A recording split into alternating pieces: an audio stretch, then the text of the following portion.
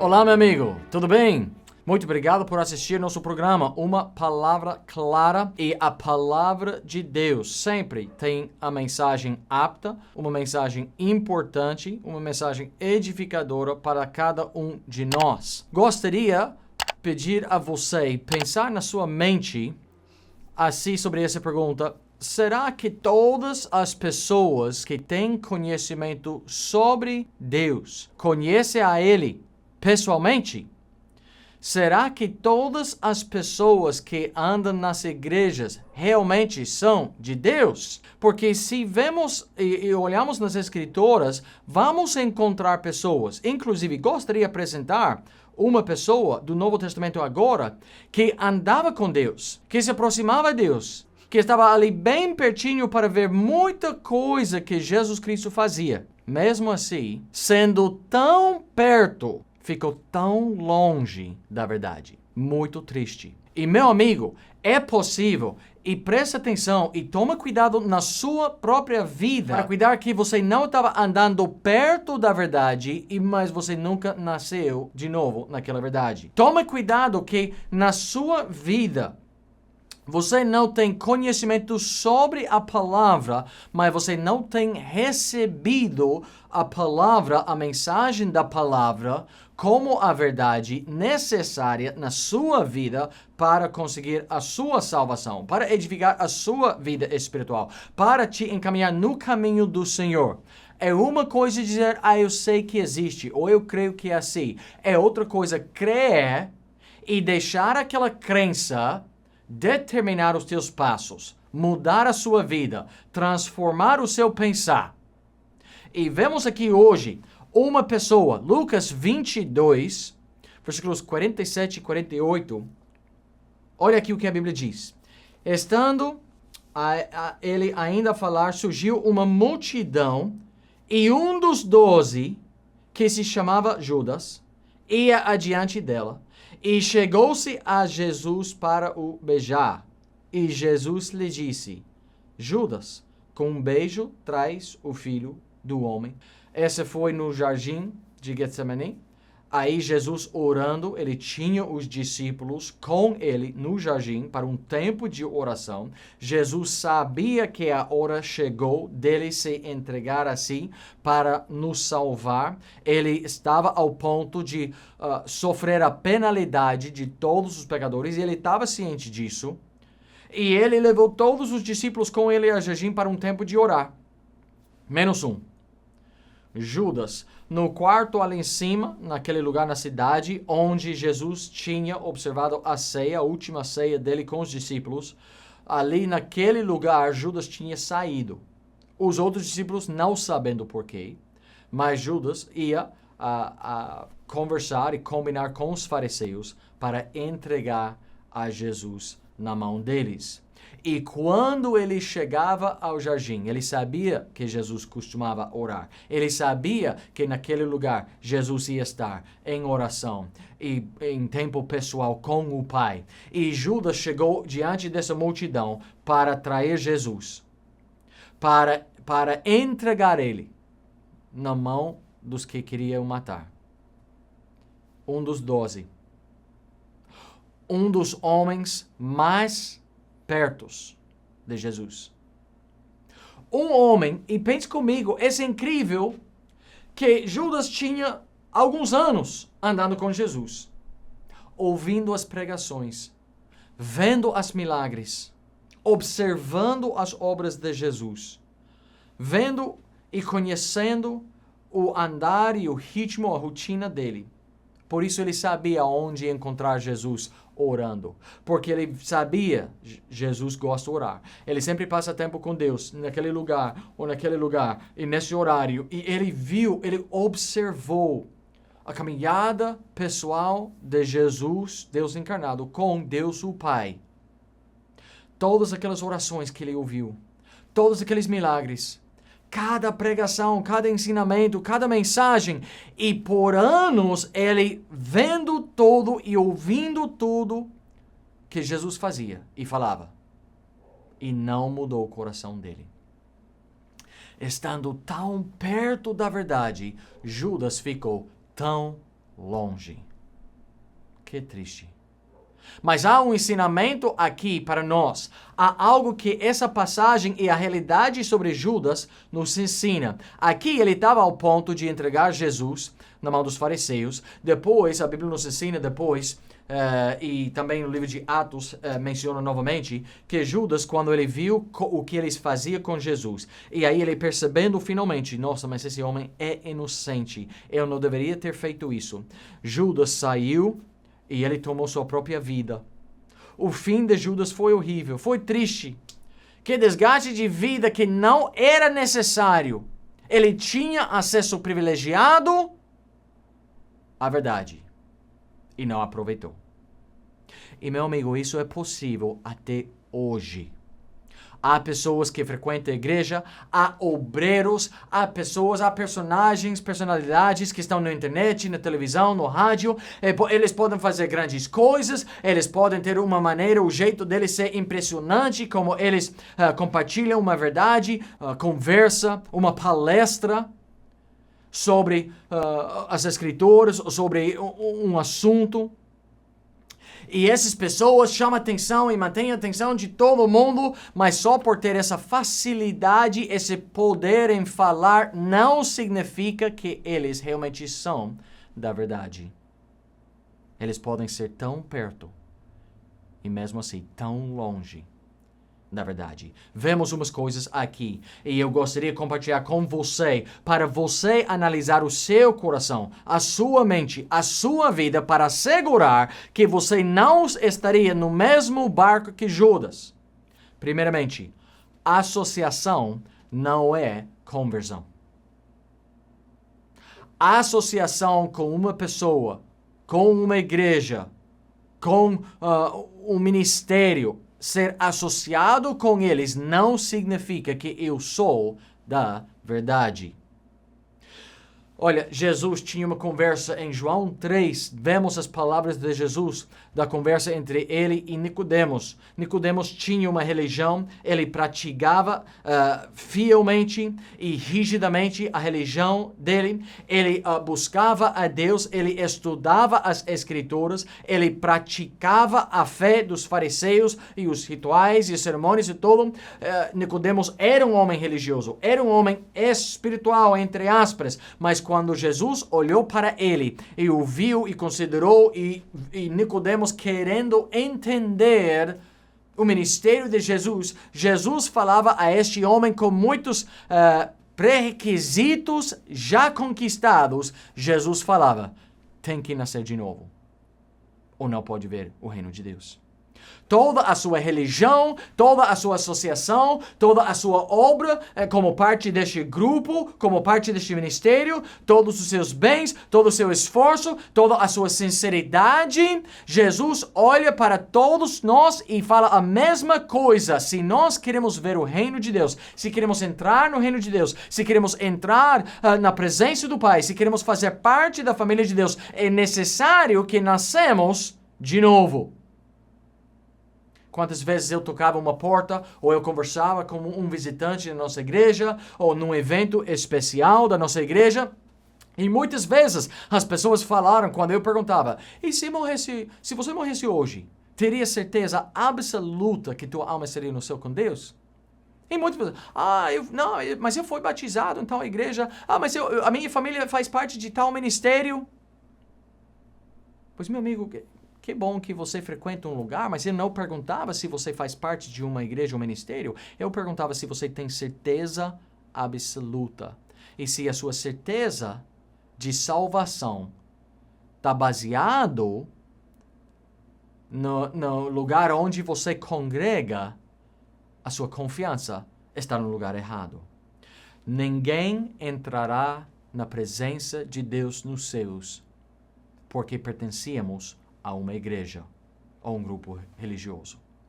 Isso não me dará entrada no céu. E nem a você.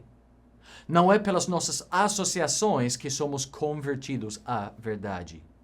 A nossa conversão é uma decisão pessoal depois de ouvir, entender e aceitar a verdade do Evangelho. conversão é uma decisão, não associação. E Judas poderia dizer, eu sou um dos 12. Mas ele ainda estava perdido no pecado dele. Ele era descrente andando no meio dos crentes. A sua associação religiosa não me diz nada sobre a condição da sua alma. A segunda coisa que aprendemos do caso de Judas aqui, a proximidade à verdade não é a mesma coisa do que crença ou crer na verdade. É possível, como estamos falando nessa série de pregações, de uma maneira de falar, nós podemos estar tão perto, mas do outro lado da moeda, estamos tão longe ainda da verdade. E Judas andava próximo a Jesus, pertinho, mas ele não creu nele. E só por estar no local, por ter localização perto da verdade, não significa que eu sou da verdade. Há incrédulos nas igrejas toda semana. Há pessoas que não conhecem a Jesus como Salvador, que não creem nele como Salvador pessoal, que não creem que ele é o Filho de Deus, o Deus encarnado, o unigênito, o único Salvador do mundo. Há muitas pessoas que congregam, até tem igrejas, tem seitas, tem falsos grupos e religiões que se reúnem todas as semanas, várias vezes da semana, que rejeitam a verdade sobre Jesus.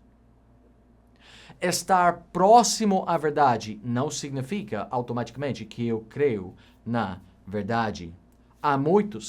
Houve muitas pessoas nas multidões que viram os milagres de Jesus, que ouviram as mensagens dele, que não creram nele. Os fariseus estavam ali várias vezes vendo Jesus fazer o impossível. E no ato dele fazer o impossível e dizer, esse foi dado por Deus o Pai, e o Pai tem feito isso para que vocês possam ver e crer que eu venho dele, que sou dele. E mesmo assim, Jesus falando e explicando o ponto do milagre para as pessoas, eles rejeitaram. Estando no mesmo quarto, às vezes, eles não entenderam, eles não compreenderam, eles não creram na verdade. É possível estar próximo à verdade e ainda não crer. Será que essa é a situação na sua vida? Vemos a próxima coisa aqui. Obras não são a fé. As minhas obras, isso não é igual à minha fé. Há pessoas fazendo boas obras que estarão condenados eternamente ao inferno. Eu não falei isso. Eu leio na palavra de Deus, até foi Jesus Cristo mesmo que falava disso. Mateus 7, Jesus pregando aquele sermão, aquela pregação no Monte das Oliveiras, né? O sermão no monte, e Jesus falava em Mateus 7, 22. Muitos me dirão naquele dia, Senhor, Senhor, não profetizamos nós em teu nome? E em teu nome não expulsamos demônios? Pense na grandeza dessas obras aqui. E em teu nome não fizemos muitas maravilhas? E então lhes direi abertamente, nunca vos conheci. Apartai-vos de mim, vós que praticais a iniquidade. Eles dizendo, Senhor, fizemos muitas maravilhas em teu nome. E Jesus responderá, vocês fizeram e praticaram a iniquidade. Apartai-vos de mim, nunca vos conheci. Obras não é a mesma coisa do que a fé. E há pessoas que toda semana com quem eu converso, que diz, não, eu acho que eu vou para o céu, eu tento fazer o meu melhor, eu estou lutando, eu ajudo o meu próximo, eu nunca matei, eu nunca roubei, eu nunca adulterei, eu nunca forniquei, eu nunca fiz isso, eu sempre estou tentando fazer aquilo, e eles estão tentando se justificar pelas suas obras. a muitas pessoas. Pode ser que alguém está me ouvindo agora. E você está confiando no que você faça. Inclusive, algum de vocês citará um versículo. Não, mas pastor, Tiago capítulo 2. A fé sem as obras é morto, pastor. Para se justificar nos olhos dos homens que não podem ver o seu coração. A obra testifica ao homem, ao ser humano, que você tem sido nascido espiritualmente. Que você já nasceu espiritualmente. Mas Deus vê o coração e Ele sabe se realmente a minha fé foi colocada em Jesus Cristo como meu único Salvador ou não. Jesus disse, Jesus Cristo, Ele falou, quem crê não é condenado, mas quem não crê já está condenado. Romanos 4:5 diz, aquele que não pratica, falando das boas obras, aquele que não pratica, mas crê naquele que justifica o ímpio, a sua fé lhe é imputada como justiça. É a nossa fé que nos salva. E dizer que eu trabalho, que eu faço isso toda semana, eu tento ajudar fulano toda semana, e eu sempre dou isso para os pobres, eu dou isso, a dízimo, oferta à igreja, e eu sempre tento fazer o meu melhor, e assim então eu acho que Deus vai me... Se expulsar demônios e fazer muitas maravilhas não é suficiente para ganhar entrada no céu com seu próprio devido a sua própria justiça e obras. O que nós esperamos? É necessário ser salvo pela fé. Porque pela graça sois salvos por meio da fé. Efésios 2:8 diz. Você pode fazer muitas maravilhas. Você pode fazer grandes obras. Não significa que todos os seus pecados são perdoados e que a sua alma está segura na mão de Deus. A salvação não vem pelas obras. Romanos 3:28. Concluímos, pois, que o homem é justificado pela fé sem as obras da lei. Essa é o que a palavra de Deus diz. Pense nisso. Na próxima vez que você está assistindo ou ouvindo uma pregação, talvez alguém pregando aquele evangelho de prosperidade a você. Você não está aprendendo a verdade. Você está ouvindo algo para te motivar a fazer algo para confiar em ti mesmo? Não. Tem que chegar um momento na vida de cada pessoa que quer ser salvo. Tem que chegar ao ponto em nossas vidas quando nós colocamos a nossa fé 100% em Jesus Cristo e somente nele como nossa única esperança de perdão e salvação. E se nunca chego ao ponto de dizer eu nunca vou conseguir fazer algo suficiente para justificar a mim mesmo. Eu preciso da tua ajuda, Senhor. Eu preciso do perdão que o Senhor oferece. Eu preciso da misericórdia e a graça de Deus. Eu creio no que a tua palavra nos diz. Eu creio que Jesus Cristo morreu no meu lugar, que Ele pagou o preço dos meus pecados. E eu creio que Ele realmente é o único caminho para o céu e que ninguém vem ao Pai senão por Ele. E eu creio que Ele ressuscitou ao terceiro dia, vencendo o pecado e a morte. E eu estou colocando a minha fé somente em Ti, Senhor Jesus, como minha única esperança de salvação. Se eu nunca chego ao ponto de estar disposto a confiar só na obra de Jesus, e se eu quero misturar a obra dele com as minhas obras, eu vou ficar como Judas. Tão perto, mesmo assim, tão longe. Não seja como Judas. Não anda na igreja, não serve na igreja, não trabalha nas coisas boas, pensando que isso é tudo que você precisa.